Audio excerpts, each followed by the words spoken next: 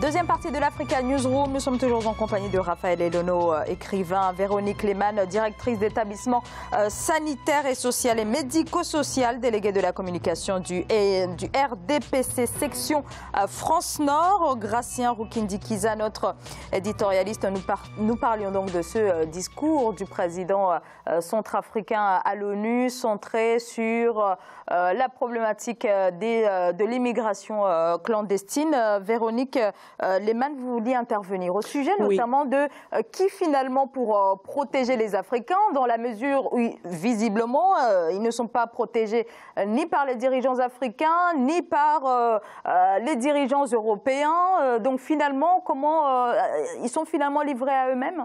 Avant d'arriver dans la protection collective, rappelons que toutes les constitutions ont une rubrique liberté d'aller et venir. L'immigration fait partie des choses qui sont à cheval entre la liberté individuelle des citoyens d'aller venir et la liberté de la protection collective d'un État. Vous pouvez avoir toutes les politiques sociales. Si une personne a décidé de quitter son pays d'origine pour migrer, vous ne pouvez rien faire. Donc moi, je pense qu'on a besoin d'avoir une politique d'éducation à l'immigration. Un enfant qui part d'une famille. Une personne qui part souvent d'une famille. Et souvent, je vous parlais des mineurs, il y a aussi des majeurs. Quand quelqu'un nourrit un projet migratoire, quelquefois c'est en secret, quelquefois c'est avec la complicité de la famille. Donc, avant de demander la protection collective, la protection des dirigeants des États, je pense qu'il y a besoin de commencer cette protection, cette sensibilisation dans la famille autour de ce projet migratoire. Pour vous, cette immigration clandestine, finalement, est sans fondement? C'est bien ça que... Je pense qu'elle a des fondements. Elle a des fondements économiques, elle a sûrement des fondements au niveau du travail. Pour vous, c'est pas là la racine même du problème. Je dis que la racine du problème réside dans la recherche du bonheur, dans l'imaginaire. Vous savez, il y a des personnes qui sont en Afrique, qui sont heureuses. Voilà, tout le monde n'est pas obligé de partir pour trouver du bonheur. Le bonheur, c'est quelque chose d'individuel. Chacun traduit ce qu'il entend par bonheur, et je pense que d'abord pour protéger ces personnes, il y a la famille, il y a l'éducation familiale. Ensuite, dans un second temps, on peut demander la protection collective. Gratien Rukindi-Kiza, que veulent finalement les discours de dissuasion sans véritablement mettre sur la table des perspectives économiques de manière concrète? Ça reste toujours des discours. On va dissuader personne tant qu'on ne donne pas de l'autre côté. On n'intéresse pas les jeunes, surtout ce sont les jeunes qui partent. On ne voit pas de vieux qui quittent l'Afrique. Et ces jeunes, il faut les intéresser, il faut créer des projets. Vous savez, il y a des pays en Afrique maintenant, les gens qui sont en Europe sont dans un mouvement inverse, qui retournent en Afrique. Il y a même des gens, moi je connais des gens, en Afrique, ce sont les familles qui les dissuadent de rentrer. Ils veulent rentrer parce qu'ils se disent, ici en Europe, on n'a rien. Mais les gens qu'on a laissés au pays, finalement, il y a la croissance dans le pays, il y a le développement, je vais en profiter et je vois qu'ils ont un niveau de vie plus élevé que le mien. On a beaucoup d'amis en Afrique qui gagnent mieux leur vie que nous en Europe. Donc, c'est de cette façon, on se dit... Certains pays ont su mettre les perspectives pour finalement que les jeunes puissent s'y retrouver. Raphaël Elono, on pense peut-être notamment à des pays comme le Rwanda, effectivement, qui s'alignent un petit peu parmi ces Voilà un exemple concret comme le Rwanda. Bon, je partage tout à fait l'avis de ma consoeur, puisque un projet d'immigration, il s'est mûri dans la famille. Et parfois, il est même individuel. Comme par exemple le héros de mon roman, Une Odyssée gabonaise. Quand il mûrissait l'idée d'aller au Gabon, il n'a dit ni à son père, ni à sa maman, ni à aucun membre de la famille. Un matin, à 5 heures, il est sorti. Et il a disparu pendant presque 6 mois, 1 an. C'est quand il a envoyé le premier mandat qu'il leur a signalé qu'il était déjà arrivé à Libreville. Et il avait déjà trouvé un travail. Dieu merci, lui, son voyage vers le Gabon lui a apporté du bonheur. Parce qu'il a pu se faire de l'argent, il est rentré chez lui et il a construit un immeuble au quartier Tambafi à Yaoundé. Donc, qui les protège? C'est un problème qui est très complexe. On aura beau pérorer pendant des heures, des années, il n'y a pas une solution. Il y a peut-être des solutions. Et ces solutions-là s'avéreront toujours approximatives. Mais moi, je tiens toujours au fait que lorsque la nouvelle génération de dirigeants va prendre les rênes du pouvoir en Afrique, je crois qu'ils seront capables de discuter avec l'Europe d'égal à égal. Parce qu'eux, ils n'auront pas connu la colonisation. Ils leur diront, bon les gars, nous on n'a pas connu votre histoire de la colonisation, maintenant on part sur des bases égales. Mais tant qu'on a encore ces vieux préfets qui sont là, croyez-moi, on va toujours déverser nos enfants dans la Méditerranée. Gracien Rokindi-Kiza, vous voulez intervenir? Juste pour dire que la vieille génération et la nouvelle génération, finalement, on ne voit pas de différence. On envoie la jeune génération, finalement, qui est pire que la vieille génération. Pour moi, il y a peu d'espoir. Véronique Lehmann. Je redis que l'immigration est un projet individuel qui se mûrit de manière individuelle, mais qui rencontre une politique sociale adaptée à l'idée qu'on se fait du bonheur et l'endroit où on se fait du bonheur.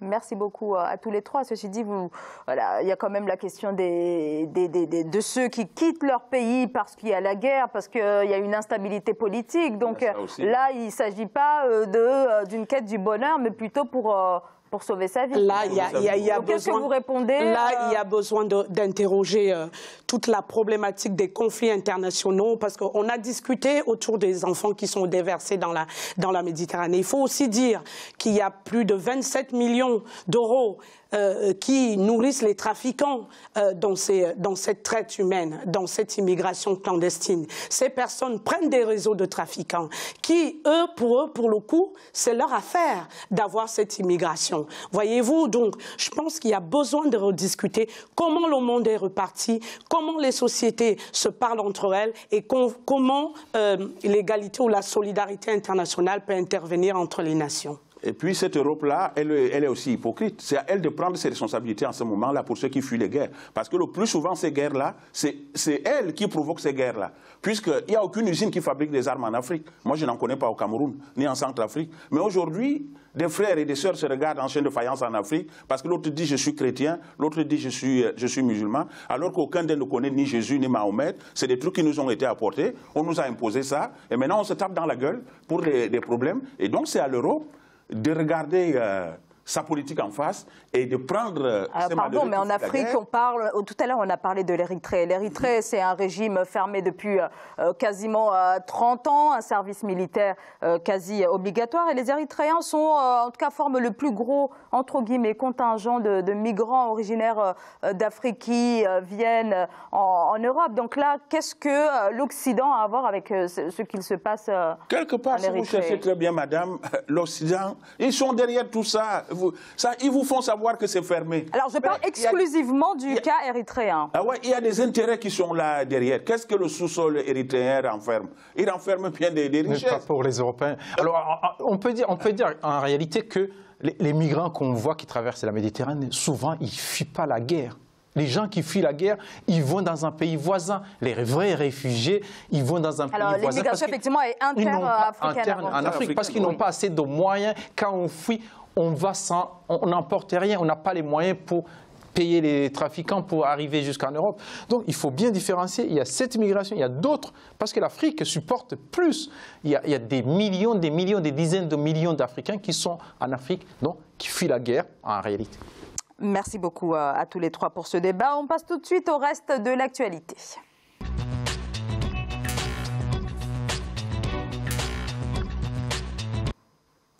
Au Ghana, la Banque centrale maintient son taux directeur, taux ramené à 17% au mois de mai. Son maintien se fait malgré les risques d'inflation. Et si tout se passe comme l'espère la Banque centrale, les entreprises recourront davantage au crédit pour investir. Les précisions d'Ibrahima Djoumaba. La Banque centrale du Ghana a décidé de maintenir son principal taux directeur à 17%. Objectif, atténuer les éventuels chocs inhérents à la hausse du prix du carburant et de se prémunir contre les effets néfastes immédiats de la guerre commerciale entre les États-Unis et la Chine. Compte tenu de ces considérations et en tenant compte de l'équilibre des risques, le comité a décidé de maintenir le taux directeur inchangé, mais il continuera de suivre de près l'évolution de la situation au cours des prochains mois et de prendre les mesures mesures qui s'imposent pour contrer toute menace éventuelle pour les perspectives d'inflation. Le maintien du taux directeur fait suite à la publication des données économiques et financières du mois de septembre rendues publiques par l'institution bancaire. Il en ressort que la dette publique du Ghana s'est établie désormais à 65% de son produit intérieur brut. On comprend que le Ghana est dans une politique de la maîtrise de sa monnaie. Un pays qui maîtrise sa monnaie maîtrise son économie. La Banque centrale du rôle, c'est de maîtriser l'inflation. Et on a une inflation effectivement du Ghana qui est un souci majeur effectivement du gouvernement. On sait que le Ghana est tributaire de l'économie d'extraction, notamment dans le pétrole, mais aussi dans l'agriculture, notamment le cacao. Et donc tous ces challenges effectivement sont sur la table du gouvernement qui entend effectivement les maîtriser, qui entend avoir une bonne lisibilité pour développer son économie. Pour l'exercice 2018, les autorités ghanéennes prévoient une croissance économique de 6,3%. Cette année, le taux d'inflation tournerait autour de 8,7% selon les statistiques fournies par le Fonds monétaire international. Gratien, ce maintien du taux directeur peut témoigner d'un léger mieux dans l'économie du Ghana? Un léger mieux, mais moi je suis vraiment opposé. Je suis très critique par rapport aux taux qui sont appliqués en Afrique. Ils étaient en 2016 à 26%, bon, oui. Là ils descendent 17%. Mais en soi, qu'est-ce que c'est le taux, ce taux directeur, les 17%? C'est l'argent. L'État peut décider d'affecter un taux directeur à 2%, 3%. Il n'y a aucun problème. Il y a des pays comme la Namibie qui est à 10%. Il y a d'autres pays qui sont à 2, 3%, 1%. La différence, c'est quoi? Il faut que les gens comprennent vraiment ce que c'est avec ces histoires monétaires qu'on essaie de nous vendre d'une façon ou d'une autre.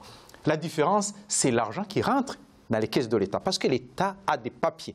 L'argent, c'est le papier, certifié par l'État. C'est ce papier qu'on est en train de vendre à 17%. Parce que le taux, disons à 15%, parce qu'on va vendre aux banques commerciales. Donc, les 15% vont entrer dans les caisses de l'État.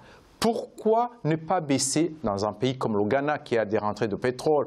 Ils n'ont pas besoin de cet argent. On peut baisser les taux directeurs, arriver même à 5%, relancer l'économie, même s'il y a l'inflation. À quoi ça sert de combattre l'inflation au moment où on a des chômeurs? Le chômeur, c'est lui qui n'a pas d'argent, que les prix montent ou baissent, il n'a aucun sou pour faire les courses. Mais si les prix augmentent au moment où il a été embauché, au moment où on peut faire les affaires à gauche, à droite, c'est pas grave, cette inflation, il va, disons, je dirais, entre guillemets, il va manger dans cette inflation. Il y aura une croissance qui va dépasser les 6%, 10%. Donc, ça sera une bonne chose et ça ne sert à rien de renchérir la monnaie juste pour faire rentrer dans les caisses de l'État, même si on ne le dit pas officiellement. C'est ce que cache l'économie monétaire. C'est de cette façon-là qu'on peut avoir de l'argent. Véronique Lehmann. Écoutez, j'ai l'impression d'entendre la même chose dans tous les pays d'Afrique. On parlait de la migration tout à l'heure.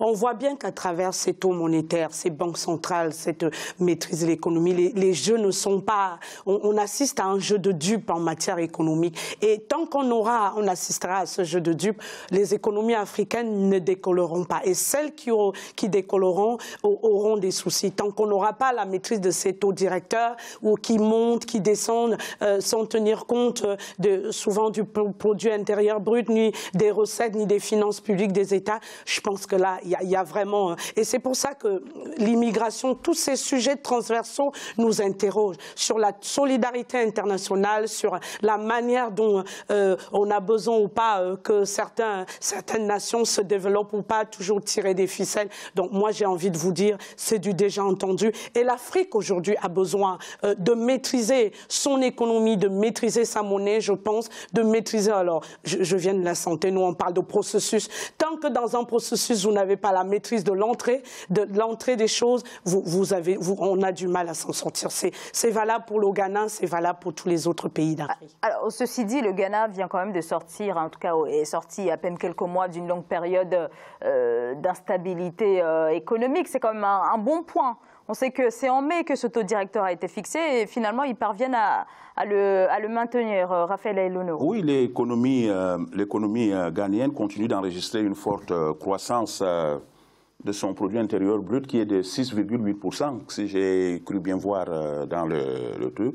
C'était au premier trimestre de cette année, contrairement au premier trimestre de l'année dernière qui était à 6,7%. Et quand on prend la croissance hors pétrole, qui est de 5,4%, qui était de 4% l'année dernière.